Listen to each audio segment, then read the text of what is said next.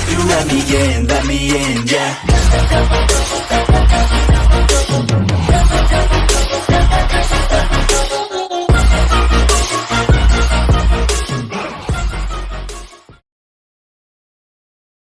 Guys आज से हम एक न्यू सीरीज स्टार्ट करने जा रहे हैं।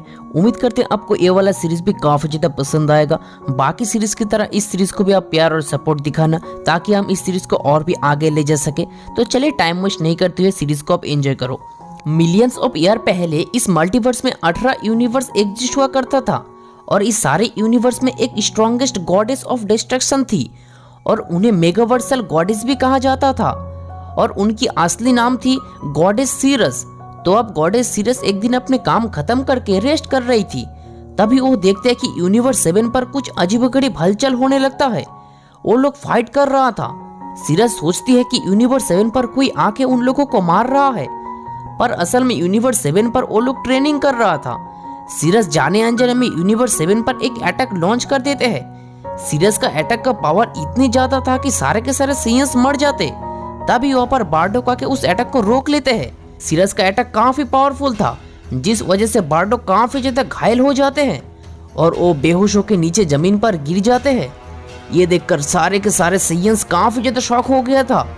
तो अब वो लोग बारडोक को रिकवरी कैप्सूल पर लेके जाते हैं। गॉडेस सीरस को अब बहुत बुरा लगने लगता है क्योंकि उनकी वजह से बारडोक का आज ये हाल हो गया है। इसीलिए वो बारडोक को अपने पास लेके आते हैं ताकि वो जल्द से जल्द रिकवर हो सके। कुछ दिन गुजर गया था। बारडोक अब होश में आते हैं। ये मैं कहाँ पर हूँ? मैं यहाँ पर कैसे आया? हे बारडोक, क्या तुम ठीक हो? और मुझे तुम माफ कर देना, मेरी वजह से तुम्हें इतनी परेशानी का सामना करना पड़ा। इट्स ओके, मैं अब ठीक हूँ। अगर मैं उस अटैक को नहीं रोकता वो सारे के सारे सीएंस मर जाता, इसलिए मुझे वो करना ही पड़ा।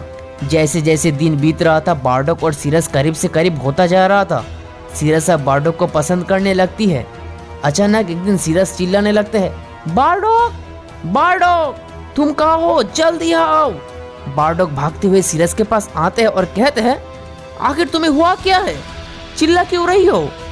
बारडोक, आई एम प्रेग्नेंट। क्या क्या कह रही हो तुम? हाँ, ये बिल्कुल सच है, आई एम प्रेग्नेंट। वो अब काफी ज्यादा नर्वस हो जाती है, पर मैं किसी बच्चे को अपने पास नहीं रख सकती, ये रूल्स के खिलाफ है। क्या रूल्स के खिलाफ?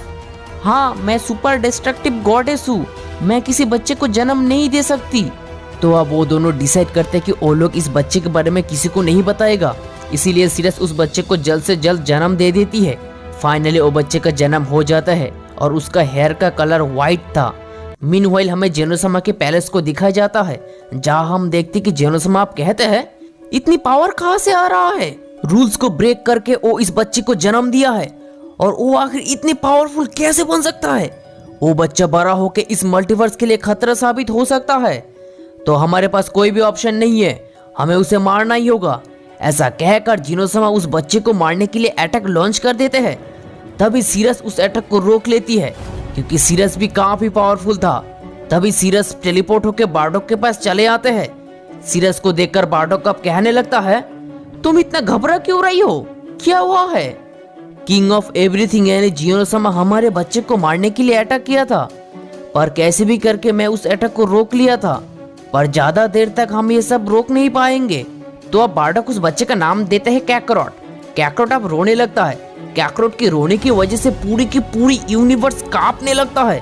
कैकरोट सच में काफी पावर लेवल के साथ जन्म हुआ था क्योंकि उसके बॉडी में एक सैयन और गॉडेस की ब्लड फ्लो कर रहा था। ग्रैंड पिस्ट अब कहने लगता है, व्हाट द हेल, ये क्या हो रहा है? सारे के सारे यूनिवर्स क्यों हिल रहा है? किसमें इतनी ज्यादा पावर है? जेनोसमा भी कैकरोट का पावर लेवल को फील कर पा रहा था। तो अब हमें फिर से सीरस और बारडोक को दिखाए जाते हैं। वो लोग कुछ भी समझ नहीं पा रहा था। सब के सब कैकरोट को मारने के लिए बेचैन हो गया था। अब हम क्या करेंगे बारडोक? चाहे जो भी हो जाए, मैं मेरी बच्ची को कुछ भी नहीं होने दूंगा, इसके लिए मेरा जान क्यों न चले जाए। तो अब सीरस के दिमाग में एक आइडिया आता है। वो तुरंत मीरस को कॉल करता है, मीरस तुम इस बच्चे का ख्याल रखना, उसे तुम एडुकेट करना, मुझे तुम पर पूरी विश्वास है। डोंट वरी गॉडेस समा, मैं उसका ख्याल अच्छे से रखूंगा। तो अब सीरस और बार्डोक कैकरोट को मिरस के हाथों देकर वहाँ से टेलीपोर्ट होकर एक दूसरी प्लेनेट पर चले जाते हैं और वहाँ पर जाके वो दोनों अपने मैक्सिमम पावर को रिलीज करने लगता है ताकि वो लोग डिस्ट्रैक्ट हो सके और तब तक मिरस कैकरोट को लेकर एक सेफली दूसरे डायमेंशन पर चले जा सके। जेनोसमा आप कहते हैं ये तो सीरस है, उसमें इतनी पावर कहाँ से आ रहा है। उसके बाद ग्रैंड प्रीस्ट, जेनोसमा और सारे गार्डियंस मिलकर सीरस को अटैक के ऊपर अटैक करने लगते हैं। सीरस भी उन लोगों के अगेंस्ट अटैक करने लगती है। वो लोग सब अपने अपने बेस्ट अटैक कर रहे होते हैं। जेनोसमा आप काफी ज्यादा गुस्सा हो जाते हैं और कहते हैं तुमने रूल्स का उल्लंघन किया है तो तुम्हें अब मरना होगा। ऐसा कहकर जेनोसमा ट्रांसफॉर्म हो जाते हैं। जेनोसमा का पावर लेवल अब पहले से कई गुना ज्यादा हो गया था। वो अब सीरस के अगेंस्ट एक पावरफुल अटैक लॉन्च कर देते हैं जिससे वहीं पर ही सीरस का डेथ हो जाता है। जेनोसमा बार्डोक के साथ भी ठीक ऐसा ही करता है। तो अब वो लोग सीरस और बार्डोक को मारकर अपने पैलेस में वापस चले जाते हैं और उन लोगों को जरा सा भी अंदाजा नहीं था कि कैकरोट अभी भी मरा नहीं है।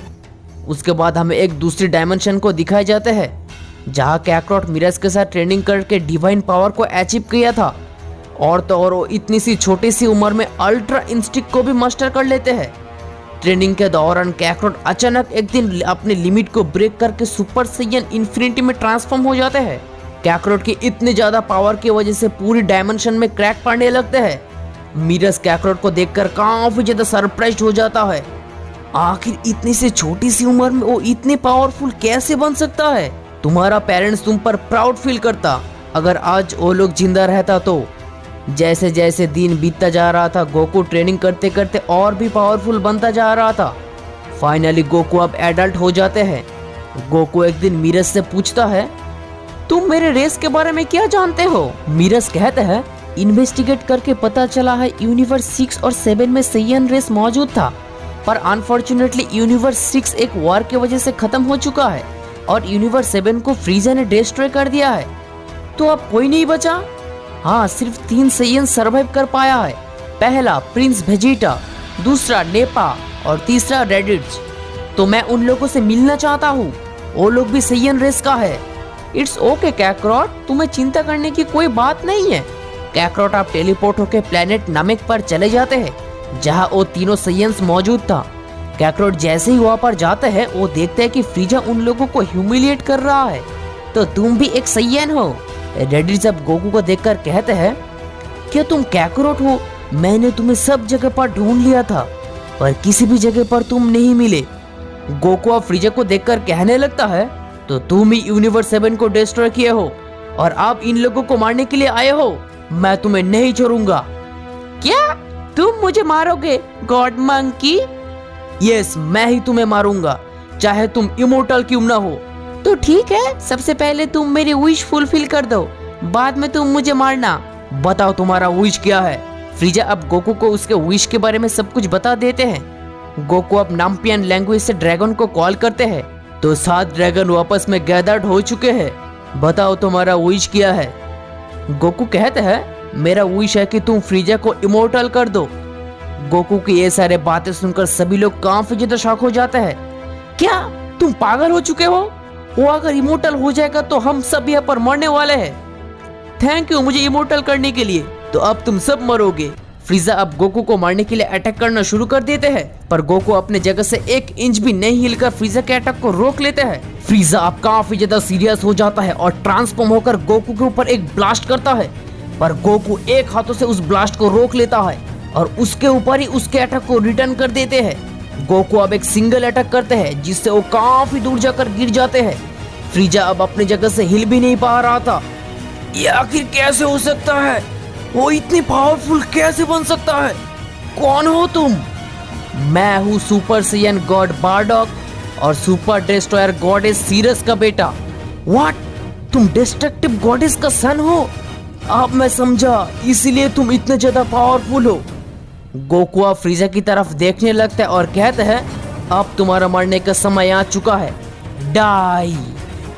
गोकू के पास इतना ज्यादा पावर था कि वो किसी को भी एक सिंगल अटैक से मार सकता था।